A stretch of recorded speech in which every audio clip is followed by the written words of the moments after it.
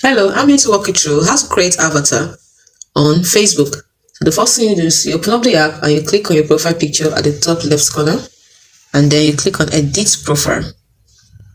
Now you can see the first option is edit profile picture, second one is avatar. So you click on create avatar. Loading your avatar. So you choose a skin tone for your avatar. You click on next. Then you choose a hairstyle for your avatar. Click on next.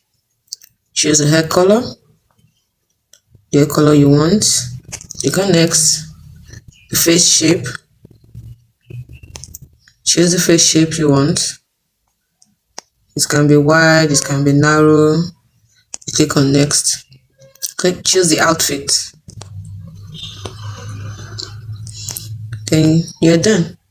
You can also do other things. Here's the avatar I've created. So it's as simple as that. Now you can create your post with this avatar, browse the stickers, edit avatar. You can express yourself in different ways, try on new outfits. And that is how to create avatar on Facebook.